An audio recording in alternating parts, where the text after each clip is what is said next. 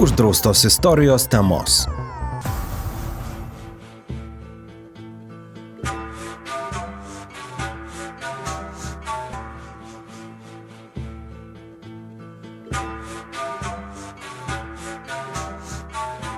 Pusšimtį kilometrų į šiaurę nuo Kusko, senovės inkų sostinės, Urubambos upės šventojoje lygumoje, stovi nedidelis miestelis Ollantaytambo.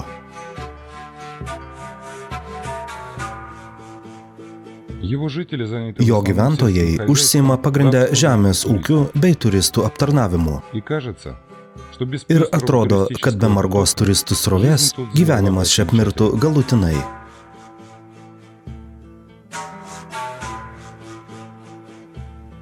Vis dėlto 20 amžiaus antroje pusėje įvairių šalių ir regionų atstovai, susirinkę čia į neformalų susirinkimą, paskelbė pasaulio indėnų sostinę būtent šį provincijos miestelį.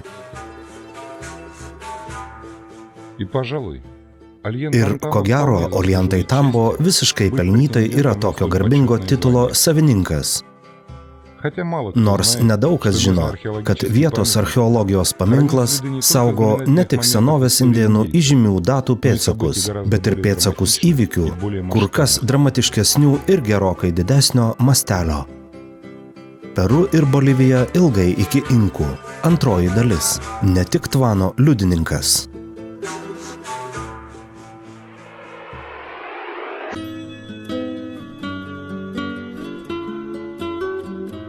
Ilgą laiką iki Šekspyro įžymiosios tragedijos atsiradimo Peru turėjo savus Romeo ir Džiuljetą.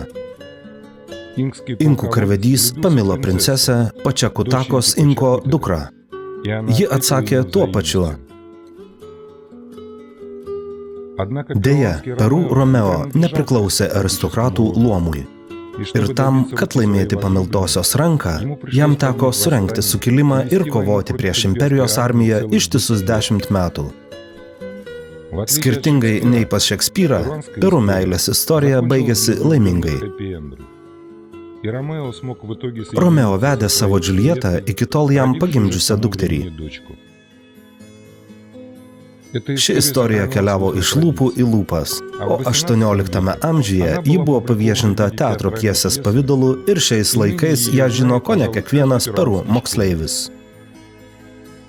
Vietinis Romeo buvo vardu Ollantay, o miestelis, kuriame vyko pagrindiniai dramos įvykiai, buvo pavadintas savo didvyrio vardu Ollantaytambo.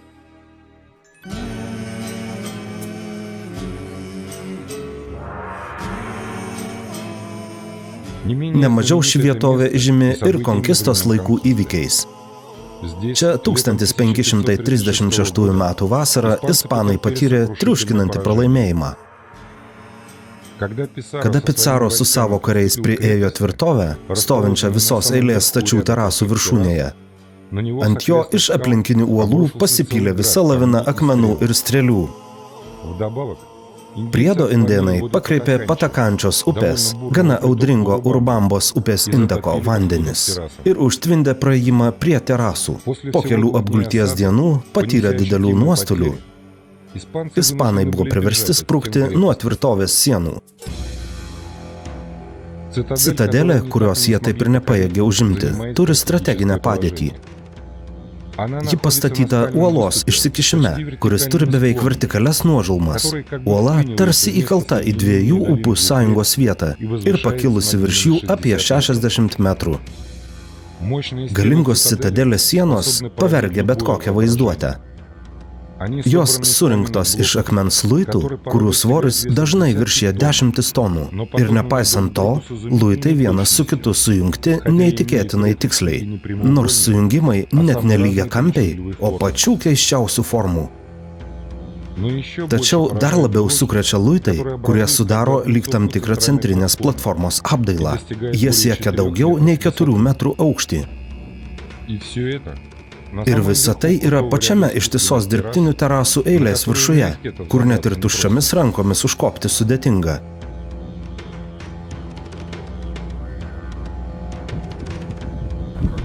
Koks nepilnaprotis čia viską statė.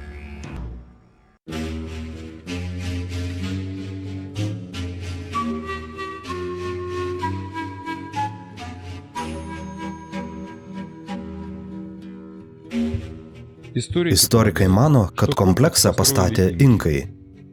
Ir dar visai neseniai prieš ispanų atėjimą. O pats ispanų įsiveržimas neva buvo priežastis to, kad citadelė taip ir nebuvo pabaigta statyti. Apie nebaigtą statybą jų manimų byloja granito luitai, kurie netvarkingai išmėtyti viršutiniuose komplekso lygiuose. Luitai tikrai sukelia netikėtai paliktos statybų aikštelės įspūdį.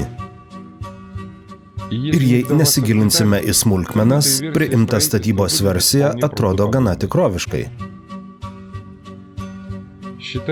Laikoma, kad net yra žinoma, iš kur indėnai ėmė medžiagas savo statybai. Iš akmens skaldyklų, kurios yra Urubambos upės pasroviui ir išsidėsčiusios uoloje kitoje lygumos pusėje. Jos netgi matomos iš komplekso. Pilkas akmens darinys apsuptas žalumos. Ir atrodo, kad kalnas ranka pasiekiamas. Bet tai tik iš pirmo žvilgsnio. Akmens skaldykla yra maždaug 4-5 km nuo Oljantai Tambo, jei žiūrint tiesiai.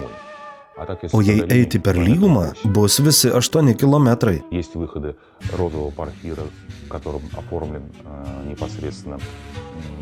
Ten yra ir rožinio porfyro darinių, kurie panaudoti pagrindinės Oljantai Tambo platformos fasadui. Ir pilkojo granito. Mano nuomonė, visai tikėtina, kad akmenis naudojo būtent iš tos skaldyklos.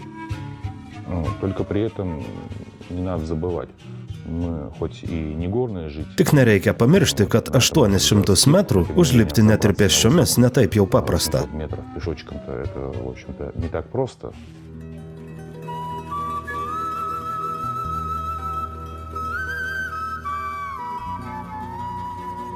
Tuo labiau, kad visa tai yra daugiau nei 3 km aukštyje ir jaučiamas didelis deguonies stygius. Į skaldyklą kilo, kas daugiamečių treniruočių dėka, kas jaunystės ir žvalumo skatinamas, o kai kam prireikė ir didelių nematerialinių pastangų. Atėjome į kalnus kaip svetimi, o tai yra neteisinga, todėl ir sunku.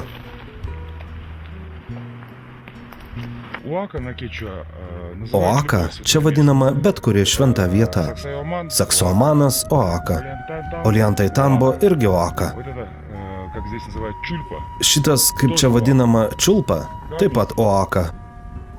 Akmuo taip pat gali būti Oaka. Tiesiog senoliai žinojo energijos vietas ir tose vietose statė akmens ženklus.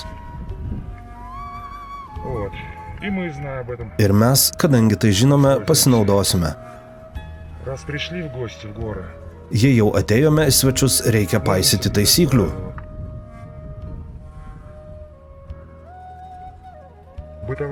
Buitinė 3 lygmens magija. Antroji dalis – aukojimas.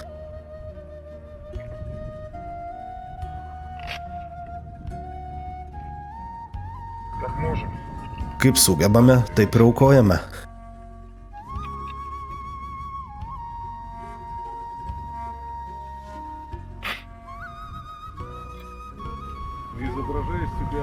Tik nevaidink alpabų.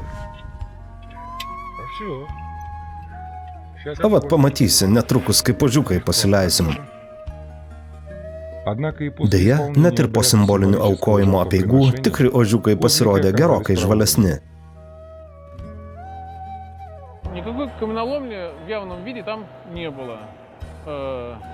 Manau, kad jokios specialios akmens skaldyklos ten nebuvo. Tiesiog kalnas apgriuvo ir daugybė akmenų, tame tarpe ir didelių, buvo išmėtyta aplinkui. Tai tiesiog atskilę uolos gabalai ir pakeliui, o gal ant kažkada buvusio kelio, buvo rasti jau apdoroti luitai, blokai, paruošti transportavimui žemyn. Šie blokai apdoroti ir yra nedidelių matmenų. Patys didžiausi akmenys viršuje apie 3,5 metro ilgio ir skersmens apie 40-50 cm. Kiti dar mažesni. Matosi, kad čia luito ruošinys. Jis neapdorotas. Kraštas nuskeltas, bukas kampas, čia aplamai nelygus paviršius. Blokelis sveria apie 500 kg. Rožinis porfyras. Tokių matėme ant Oljantai Tambo šventyklos sienų. Labai panašus.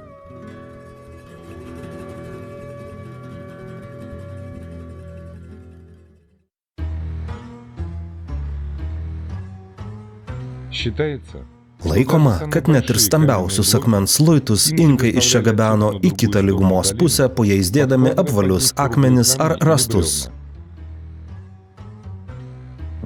Bet negaliu įsivaizduoti, kaip kalno šlaitu, kurio statumo kampas yra nuo 45 iki 65 laipsnių, kaip nuleisti nuo jo luitus, sveriančius 50 ar 100 tonų. Kokios buvo naudojamos technologijos? Niekaip neįsivaizduoju. Apie akmenis vietoje medinių rastų nekalbu. Tam, kad pajudinti 100 tonų monolitą ant akmens rutulių, tai iš pradžių tokius rutulius reikia pagaminti ir pageidautina, kad jie būtų idealiai apvalūs. Manyti, kad tokie metodai buvo taikomi ant tokių stačių šlaitų, visiška nesąmonė. Vietiniai gidai bandė paaiškinti, kad akmenys paprasčiausiai nuridendavo. Kažkur jie riedėdavo žemyn, kažkur buvo rampa. Šitą rampą mes matėme, bet ten greičiausiai vėlesnio inkų kelio likučiai. Iškyla perkelimo klausimas. Mes juk matėme, kad Majos upė gana versminga. Ji būna patvinusi liūčių metu. Sprendžiant iš lygumos pločio, ji gali patvinti net iki Oljantai Tambo sienų. Tiesiog užtvindo visą kilometro pločio lygumą. Iškyla paprasčiausias klausimas, kaip 100 tonų luitą perkelti per versmingą kalnų upę. Ir dar stumk-trauk principu. 20-ojo amžiaus pabaigoje stumk-trauk principo šalininkai nutarė padaryti eksperimentą. Vietos gyventojų pajėgomis jie sugebėjo nuleisti iki upės ir net per ją perkelti vieną luitą. Tiesa, šis blokas sveria viso labo kelias tonas. Bet net ir tokiu, palyginus nedideliu akmenimi, viskas ir baigėsi. Nes paskui reikėjo jau nebeleisti jį nuo kalno šlaito, o jau kelti į viršų. O juk Oljantai Tambo luitai nepalyginamai didesni. Gerokai didesni už eksperimentinį luitą ir taip vadinami pavargę akmenys, gulintys pakeliui nuo skaldyklos iki komplekso.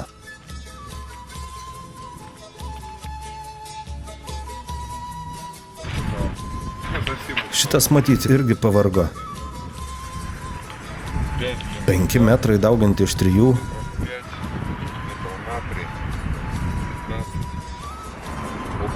15-20 kubinių metrų. Sveria apie 60 tonų maždaug. Jei nedaugiau.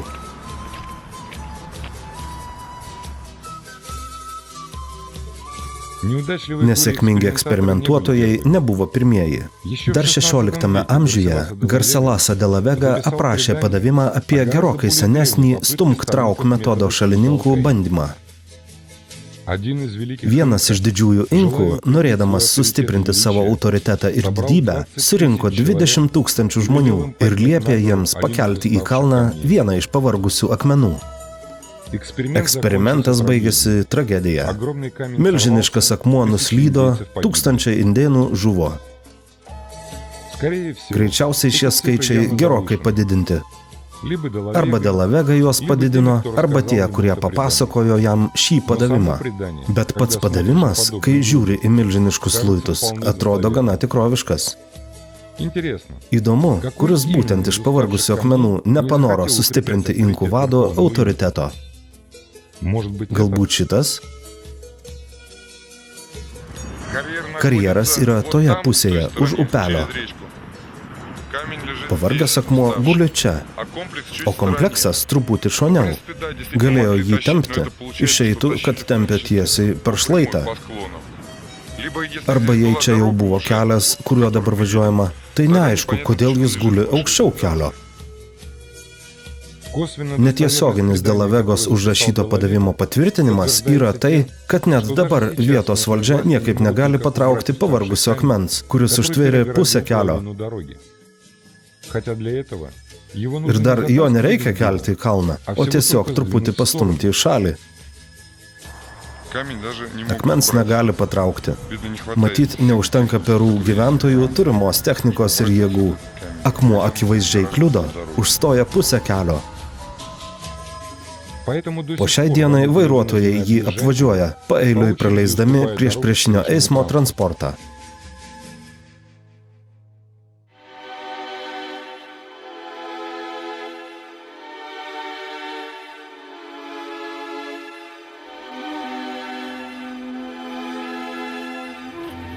Yra dvi oficialios versijos, kaip buvo gabenami tokie akmenys. Arba juos rideno ant rąstų, arba ant apvalių akmenų. Tai pastoviai bandoma įrodyti įvairių eksperimentų būdu. Nors atrodytų, galima paprasčiausiai pakelti akmenį ir pažiūrėti po juo. Arba turėjo likti rąstų skeveldrų, arba tie patys apvalūs akmenys. Bet kol kas netgi tokio eksperimento, kad pakelti akmenį, niekas nedarė. Kodėl? Nežinia. Nors tokiam elementariam patikrinimui nereikia sudėtingos technikos. Visai užtektų galingo sverto ir paprasto domkrato. Akmenį tereikia kilstelti iš vieno šono. Greičiausiai stumk trauk teorijos šalininkai tiesiog bijo triuškinančios savo versijos sužlugdymo, jei nebūtų rasta apvalių akmenų ar rąstų pėdsakų. Bet būtent šis pavargęs akmuo, kaip ir kitas netoliese, įdomesnis kitkuo. Reikalas tas, kad jie yra pačioje gyvenvietėje. Tai yra toliau nuo skaldyklos, nei pats Oljantai Tambo kompleksas. Kažkokia keista šių indėnų logika. Eiti netrumpiausių kelių, o kažkodėl pratempti akmenį lygumą 100 metrų toliau nuo komplekso, kad paskui grįžti su tokiu nepatogiu kroviniu atgal. Ir visa tai neturint jokios technikos ir net traukiančių gyvulių. Viskas rankomis. Įsivaizduokime, kad šie akmenys buvo skirti ne citadeliai, o kažkokiems statiniams gyvenvietėje. Bet analogišką vaizdą galime matyti ir pačiame komplekse. Gera 10 didžiulių granito luitų guli kiek žemiau centrinės dalies iš pusės priešingos skaldyklos pusei. Kad luitai atsidurtų tokioje padėtyje statybos metu, reikėjo juos užtempti į patį viršų, o paskui kažkodėl nutempti kelias dešimtis metrų toliau ir nustumti žemyn. Arba yra kita galimybė – neeiti tiesiai, o iš pradžių lygumoje aplenkti uolos kyšulį, ant kurio pastatytas kompleksas, o paskui vilkti juos į viršų tolimesniu nuo skaldyklos šlaitu. Šlaitas lygiai toks pats status kaip ir artimesnis. Abu variantai tiek beprasmiški, tiek ir reikalaujantys didelių darbo sąnaudų.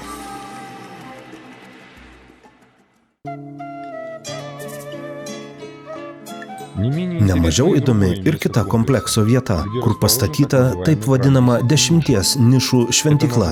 Šį pavadinimą ji gavo dėl trapecijos formos įgilinimų išlikusioje sienoje. Žvakidės ten stovėjo. Nėra jokių abejonių, kad šventykla turėjo ir antrą sieną. Kai kurie jos luitai guli ant žemesnių terasų. Akivaizdu, kad kalbama turėtų būti ne apie nepabaigtą statybą, bet pabaigtą ir vėliau sugriautą statinį. Čia tokia pati siena buvo. 2 akmenų eilės. Jų galėjo būti kiek tik nori. Štai kiek akmenų mėtosi. Čia jie visi ir stovėjo. Tas tai aišku. Žiūrėk, čia akmenys gulėjo. Viena eilė buvo. O čia antra eilė. Tai kasgi sulaužė šią ne tik dailę, bet ir akivaizdžiai labai tvirtą konstrukciją. Įprastai dėl visų panašių sugriovimų priimta kaltinti ispanus. Jei užkariautojai, reiškia jie čia viską ir pridarė. Bet jokiuose dokumentuose nėra nė žodžio apie tai, kad ispanai kažką būtų griovę Ollantaytambo komplekse. O ir nebuvo tam jokios būtinybės. Nepaisant pergalės prieš Pisaro karius, indėnai galų gale patys apleido kalno citadelę. Ispanams nebuvo jokios prasmės gadinti tai, kas jiems patiems puikiai galėjo praversti nesugriauto pavidalo.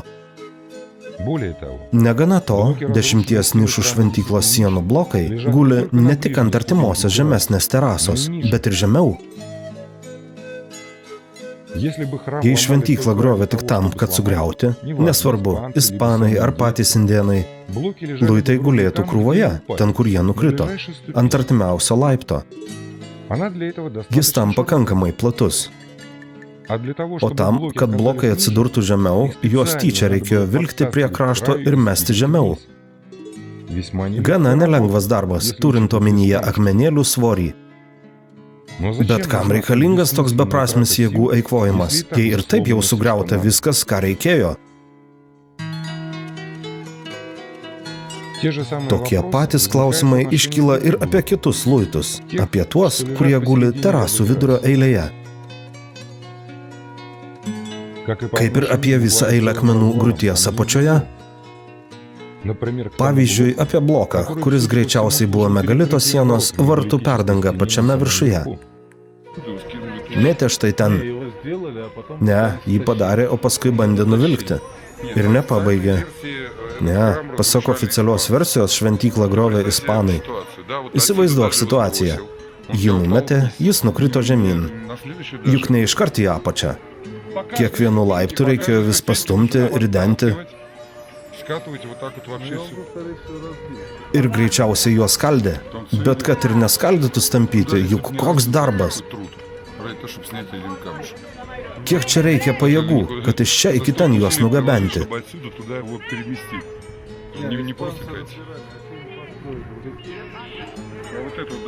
Ant šito netgi yra nuskelimai specialiai padaryti.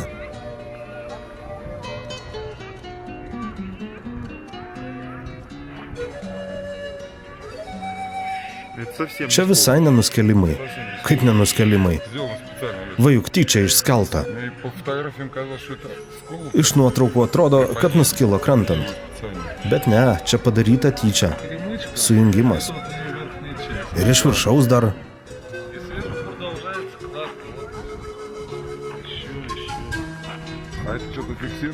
O čia gal kažkas fiksuodavosi kaip rakto širdelėje?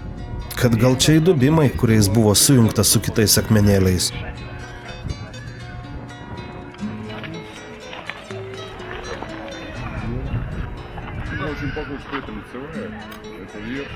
Ну и там она примыкала к камням. То есть все, по-моему, это примыкание к другим камешкам. Ne, užraktas čia buvo.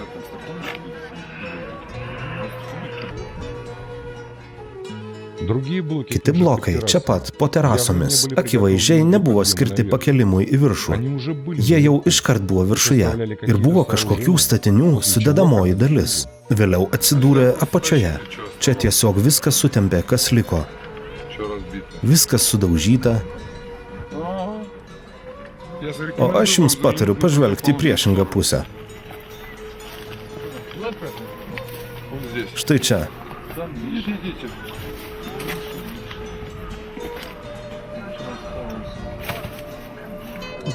Ir kurgi tu stovėjai, op ir nukrito. Jis lėkė nuo paties viršaus. O čia patiems mažiausiams.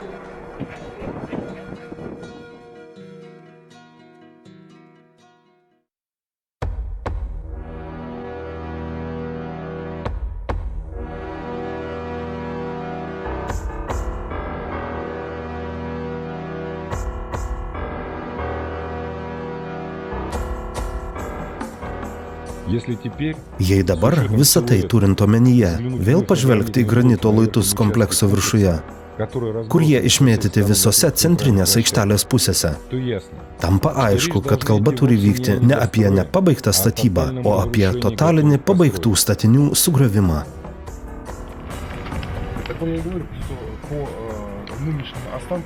Iš likučių gana sunku atstatyti pirminę konstrukciją.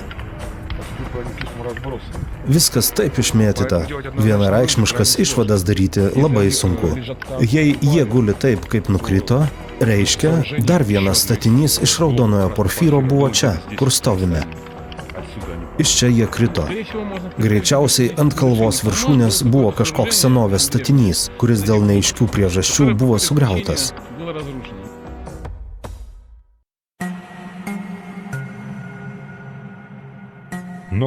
Bet kas ar kokia jėga galėjo padaryti kažką panašaus? Žmonės vargu. Gal žemės drebėjimas? Visgi čia Andai gana pavojinga seisminė vietovė.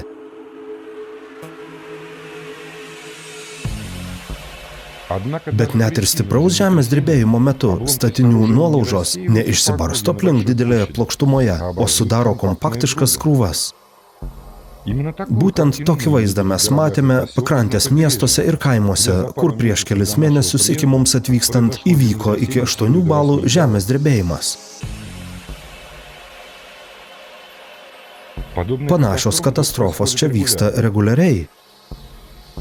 Jau vien nuo ispanų užkariavimo per 500 metų užfiksuoti 3 labai stiprūs žemės drebėjimai ir kelios dešimtys mažesnių, bet irgi palikusių stiprių pėdsakų.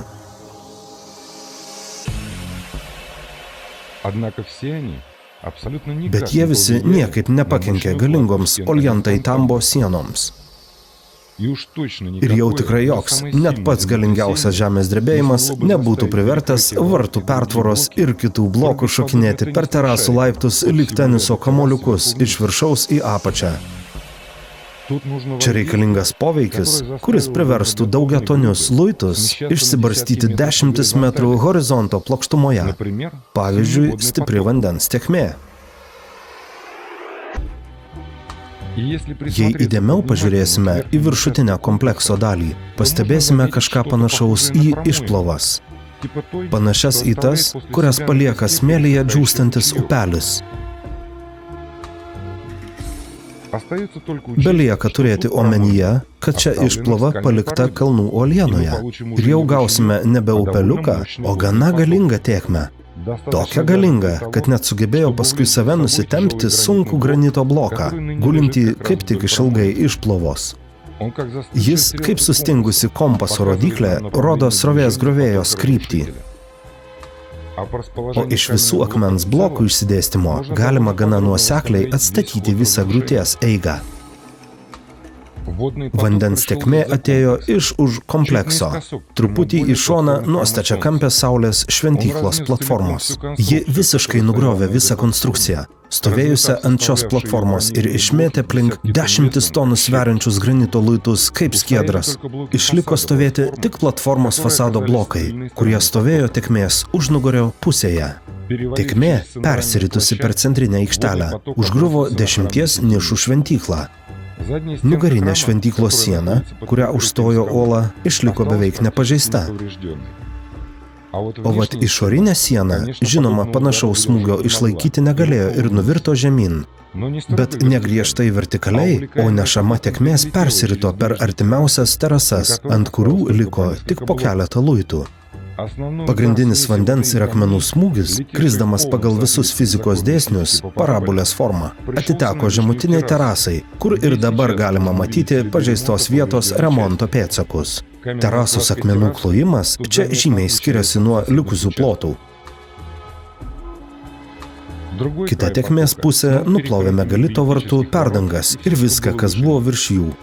Blokus, kurie kažkada sudarė nežinomus statinius, o dabar guli pačioje terasų apačioje.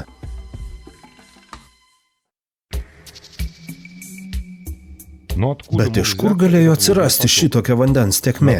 Virš komplekso nėra nei kalnų upių, nei snieguotų viršūnių. Tokios smarkumo lietus taip pat neįmanomas. Bet jei pažvelgtume į Oljantai Tambo nuotraukas darytas iš kosmoso, pastebėsime įdomų dalyką. Mūsų atkurta tėkmės griovėjos kryptis tiksliai sutampa su Urubambos lygumos kryptimi.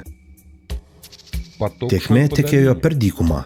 Savo kelyje jis sutiko uolingą išsikišimą, ant kurio stovėjo Ollantay Tambo kompleksas ir ant jo užgriuvo. Viskas sutampa. Lieka dvi labai svarbios detalės. Pirma, kompleksas iškilęs virš lygumos net 60 metrų. Antra, Urubamba šioje vietoje teka iš rytų į vakarus, o tėkmė tekėjo iš vakarų į rytus, tai yra prieš upės srovę. Reiškia, pati Urubamba čia niekuo dėta. Iš visų įmanomų priežasčių lieka viena. Srovė griovėja buvo dalis tų katastrofiškų įvykių, kuriuos mes vadiname pasauliniu tvanu.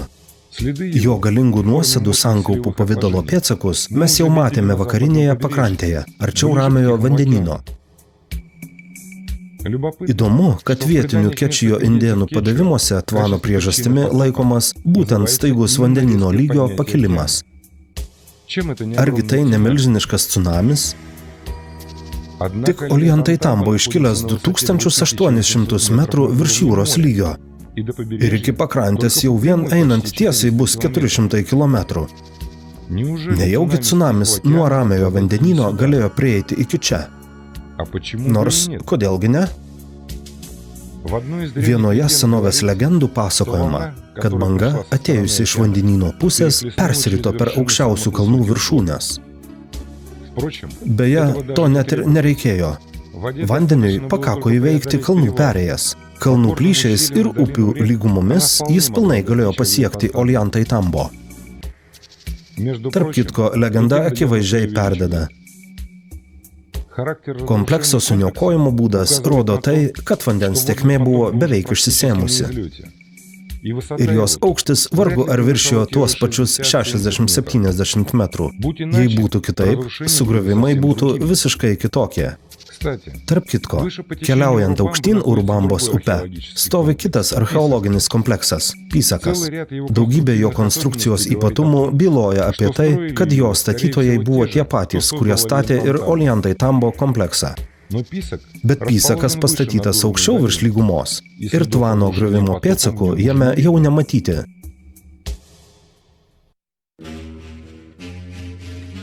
Kai kas paklaustų, ar išeina, kad inkai gyveno iki tvano? Tik kuo čia dėti inkai? Inkai tik šiuolaikinių istorikų priimta versija. O iš tikrųjų inkai neturėjo nieko bendra su pradinio Ollantay Tambo komplekso statyba. Ir tai akivaizdžiai matoma atvykus į vietą. Pavyzdžiui, visos terasų eilės apačioje matomi ryškūs sluoksniai. Apatinė eilė išgriauta siena iš gana lygių luitų. Virš jų sluoksnis nuo sėdinių akmenų ir purvo. Ir tik virš viso to akivaizdus inkų mūras iš grubių akmenų, surištų molių. Terasa buvo statoma ant griuvėsių.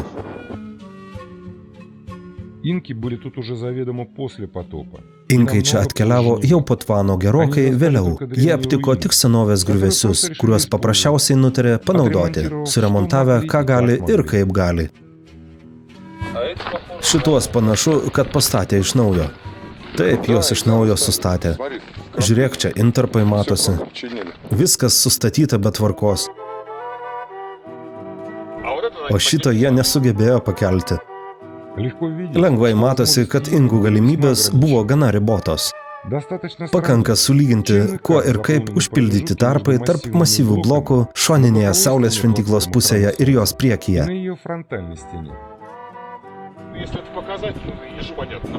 Tai ir ežiui suprantama. Intarpai priekinėje pusėje taip kruopščiai įleisti į milžiniškas plytas, kad tarpų praktiškai nėra. Ir visa tai padaryta visiškai nesilaikant lygių intarpų kampų. O šoninėje sienoje, vietoje monolito intarpų, neapdorotos uolienos nuolaužos su molio skiediniu. Ir pati siena padaryta žymiai prasčiau. Senovės mūro luitai tiesiog sustatyti ant akmenukų, visiškai nepaisant jų galimos pradinės padėties. Ta patį matome ir kitoje platformos šoninėje sienoje. Akivaizdus atsainaus remonto vaizdas. Remontą kaip tik ir darė inkai. Kažkam didingesnio jiems paprasčiausiai neužteko nei jėgų, nei įgūdžių. Netoliese granito luitas stovi ant nuožulnios skaldos pamato. Įmanoma, kad inkai norėjo jį pastatyti į vietą ir net sugebėjo kilstelti, bet vėliau atsisakė šio užmojo, nes masyvų bloką ne tik reikėjo nutempti iki mūro liekanų, bet ir jį įsprausti tarp jau stovinčių blokų. Turint omenyje tarpų nebuvimą mūro sienoje, indėnams tai buvo neįveikiama užduotis. Jiems netgi nepavyko patraukti šių luitų, ne tik atstatyti iš jų.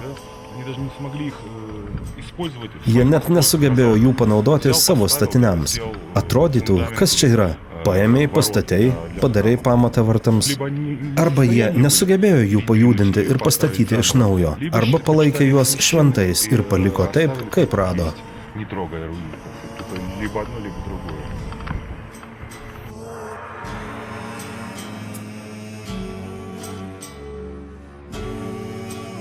Bet kai ką inkai vis dėlto panaudojo. Dažniausiai nedidelius luitus ir dažniausiai visai ne vietoje.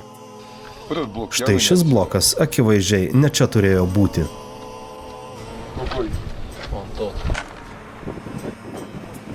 Štai jis. Taip, taip. Panaudotas antrą kartą. Tų pakartotinai panaudotų blokų apdorojimas žymiai skiriasi nuo inkų mūro. Bet daugumos didelių luitų inkai net nebandė pajudinti iš vietos. Nors kai kurių svoris tesudaro kelis šimtus kilogramų. Štai toks blokelis guli. Mažas, bet neįtikėtinas.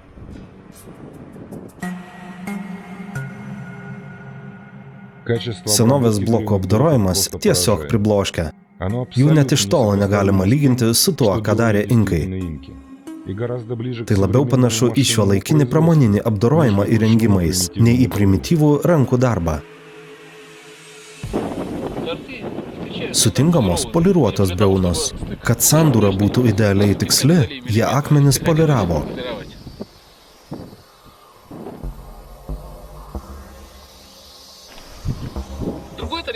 Ši pusė taip pat buvo poliruota. Fantastika. Ir jau labai akivaizdi vieta, kur ant idealiai apdorotų ar idealiai suleistų juodojo bazalto blokų sukrautas inkų mūras iš atsitiktinių akmenų ir molio. Taip, tai buvo stambi inkų tvirtovė, pavadinta vieno inkų epo didvyrio vardu. Bet juk puikiai matosi, kad inkų statiniai pastatyti ant ankstesnės kultūros, o gal net kelių kultūrų griuvėsių. Juos inkai bandė atstatyti ar rekonstruoti, kaip sugebėjo, bet jiems pavyko labai jau prastai.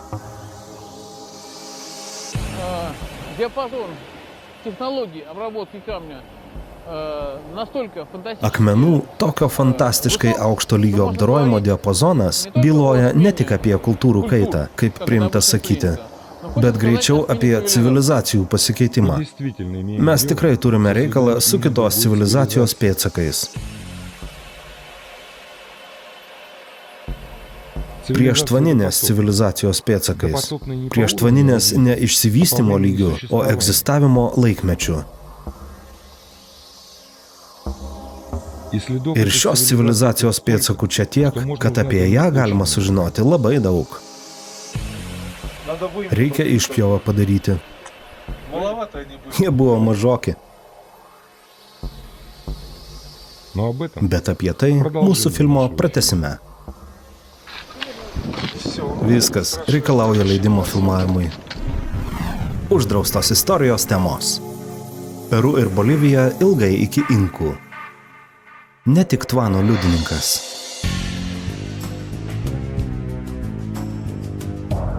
Išvertė ir garsino Naglis.